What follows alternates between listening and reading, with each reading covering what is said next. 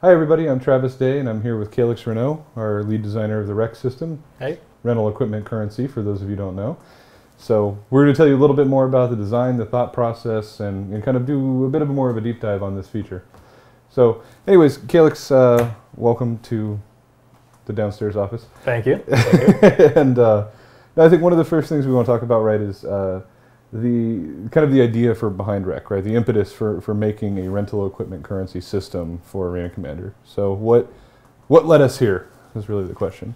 Well, yeah. So REC comes to us because we had Arena Commander with all this great stuff we were making, and it was sort of locked to a lot of people. And okay, the Arena Commander bucks, the thing that you will earn and needs to be future-proof. We want this to be a thing that exists now and exists all the way through the unforeseeable future, when Star System comes out, when we're doing major universe events way down the line, when we translate it all into Banu because we are now living actually in space. We want, this needs to continue to be a functional system even then. So we've set to work. I sat down with you and a few of our other designers and hashed out, okay, what do we need from a system like this? Mm-hmm.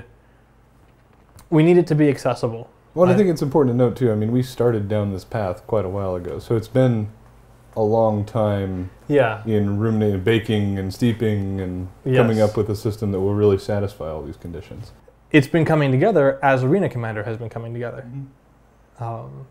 And so that's the context of seeing people play the game and the perspective that gives has really been instrumental, right? Like you see people get drawn towards certain builds, get people drawn specifically away from those builds. I mean, missiles are a perfect example. Missiles were unbalanced. Mm-hmm. And people interested in playing the game actively avoided them. They actively avoided using them. People are willing to push themselves towards parts of the game in order to experience those. So it's up to us to open up those parts of the game so that you can experience those. And that's what REC is about. It's about being able to have short-term goals of a rental system in which at any time you can be like, oh, I saw something cool that I like. I'd like to know how that works. Or maybe my shields aren't really working for me right now and I need a different build.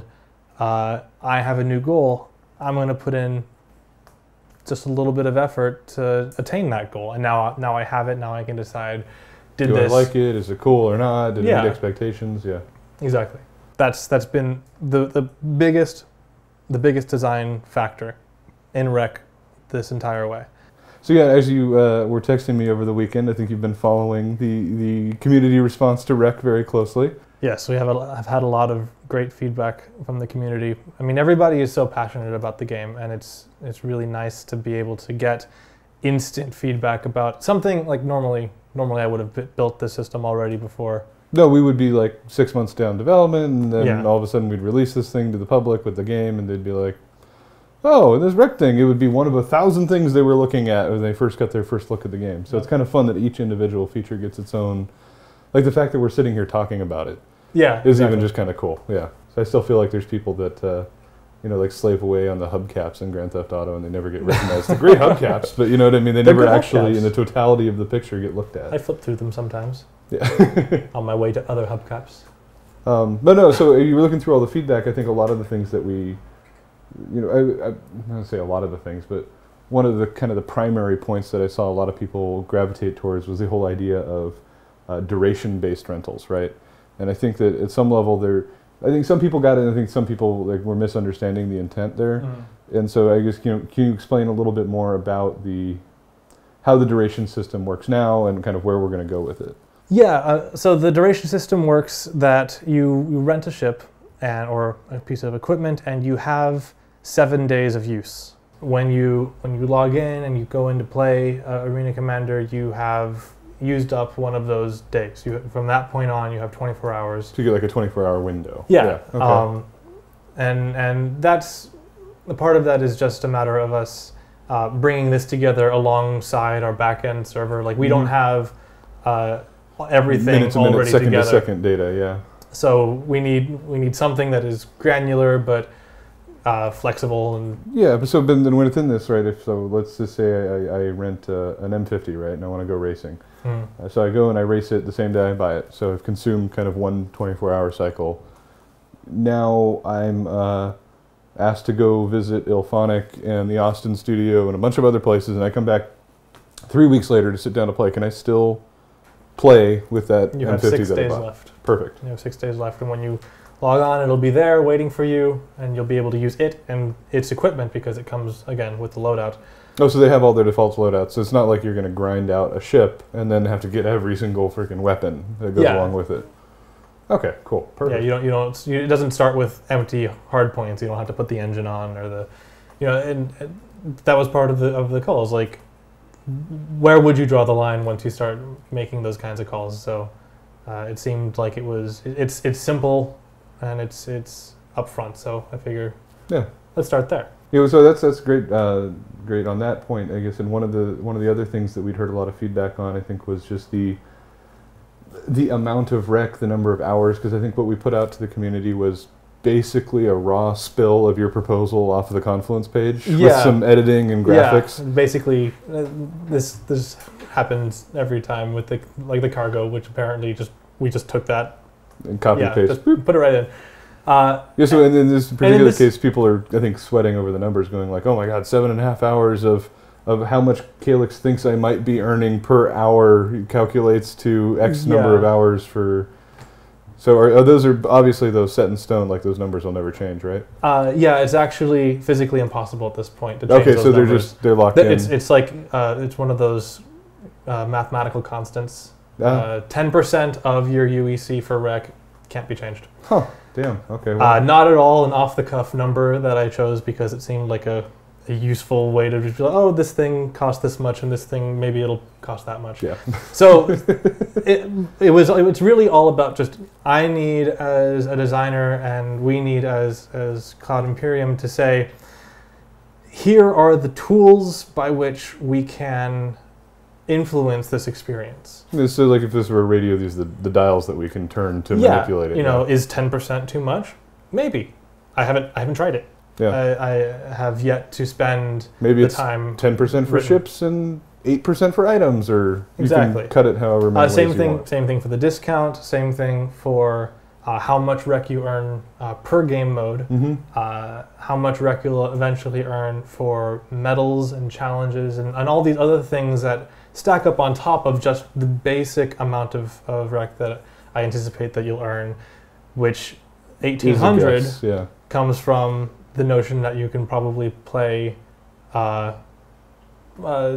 to 4 games, and I figure, I don't know, that seems reasonable to me. Yeah. I don't know, it felt okay. Yeah. But again, haven't tried it. Don't know what it's like, and that's part of the other side of getting in this early. Mm-hmm. So I think the basic flow of this system, right, is that, and actually really the way that the design process works on a lot of games that people maybe don't get to see is that you lay out a plan, you define all the variables that you can tweak, which kind of defines all the tasks on the engineering side of what they need to allow to be tweakable, what data structure we're going to use for this, how we're going to implement the system. Mm-hmm. And then from there, you find the fun, right? You find what's the right balance. You lay out what should be in a fun and organic and tweakable system, and then you start changing the data points. And so it could be, as we go along, I think that's really the thing, is that people generally don't see into this process this early. So I think what's going to be fun, though, is after the first release of the system, and we do these patches every 2 weeks, they're going to be able to see those values changing. We're going to see things like us pushing things to a steep discount to get it because we need it tested because it's new, or all these other ideas that we can finally play with that before we could never do this. Yeah, exactly. Being able, like, it's these tools for driving play. Mm-hmm. Maybe the 315 doesn't seem that appealing at the moment because, what are you going to explore in Arena Commander just yet? But we need to know what it's like to fly a 315P. We need to know what it's like to kit it out. So we could just say, hey, for the next 2 weeks, or until we say otherwise, like, here, the 315P is going to earn double the rec that it normally would. And so now it has appeal. Now there's a thing about it that even though this ship is not designed for explicitly for the combat that we're out, it has a purpose now in your plan to get whatever loadout that you wanted, or even stacking up as far as like the community chest and those like grander goals that I think it's important to note though is like these things like the medal system, community chest, kind of call them achievements, unlocks, things that you can do both as an individual and collectively that are coming online are going to be really fun, I think. I think it's really exciting actually. Like this notion, Arena Commander is by and large a competitive experience, but even in being competitive, you can be working to raise all ships. I think that's kind of cool. I think that's one of the things that makes being a citizen of Star Citizen kind of this engaging concept. No, and ever since you told me about the community chest idea, I've been all about that, just because it's like, well, what's in the chest? And you give me this list of ideas, and it's like, but how do people know? Well, they don't know until it pops out. It's like, there could be anything in there. It could even be a chest. It just has that, I don't know, you can get your raw own curiosity appeal, no, it's actually, so one of the other pieces of feedback we'd kind of taken was, and I think we know from our Tableau results and analytics results that I think we have like 80% of people play single player right now because they don't want to be in the multiplayer for whatever reason, right? They don't want to do combat, they don't want to be ranked, there's a variety of reasons people have given. So one of the other pieces was people want to earn it in single player as well. So I think we were talking to Chris about this a little bit earlier today, and first of all, I guess Vandal Swarm Co-op I think is on the cards for earning rec, just the same. Yeah. And then regular Vandal Swarm, which is just running off your own computer, so there's no server to authenticate or validate anything. Yeah. We're going to look into basically some ideas for a Vandal Swarm progression track, right? So that after, and this is super just spitballing. Yeah. But after you reach wave 18 on an Aurora, you've unlocked the 300i. And after you reach it on a 300i, you've unlocked a choice between this, and you kind of can go up the path that way. So I think I guess what I'm trying to reinforce is it's important for people to realize that this is just a first pass. You know what I mean? And these things will come online as the game comes online. So. Yeah, and this actually, like, again, there's the daily challenges that we've spoken of, bringing in down the line, the medals, and there's this whole section of personal progression that wasn't quite up to snuff for sharing in depth, but being able, like you said, to unlock aspects of your ship. If you wanted to work up the way to get a master skin, this could be a way to do it.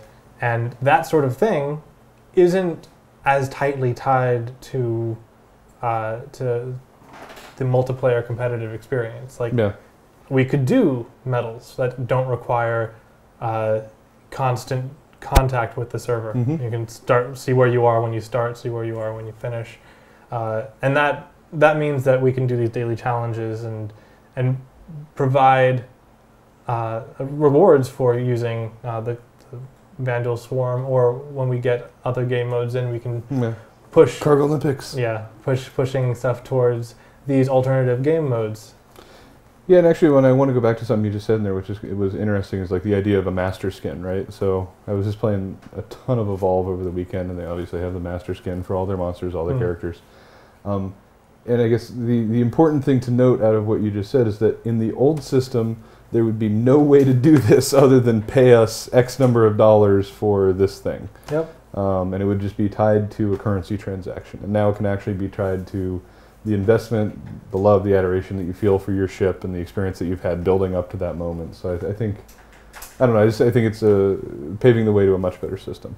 Yeah, I mean, you want your experience with your ship to show through your ship. Bingo. Yeah, exactly. So I think that's a really great way to do it. Well, so and we've started to talk about it, but one of the other things I want to talk with you about, so people get an idea for it, is kind of where are we now on the spectrum of rec being an idea to rec being the final version of rec that it'll ever be. I mean, the first half, first eighth, first 16th. I mean, where do you think? We're pretty close to the beginning of that spectrum. Yeah. Like, rec is a thing that we have talked about and that we have sat down and scoped out, okay, how are we going to do this? Yeah, here's the first. Who is going to do this? Who is actually tasked with the implementation of these features? What is our pipeline for determining whether these features are working? How do we actually enact change to these controls that we are putting in place in the design, but again need to be implemented such that we can change them even. So all of that work is beginning. We've been working. Well, so then if we're at the very beginning, then I guess where between now and the end of time do you see us going with the rec system? Or what can people look forward to? Or maybe some of it even, that's kind of the magic, hasn't been thought of yet or haven't even been brought up yet.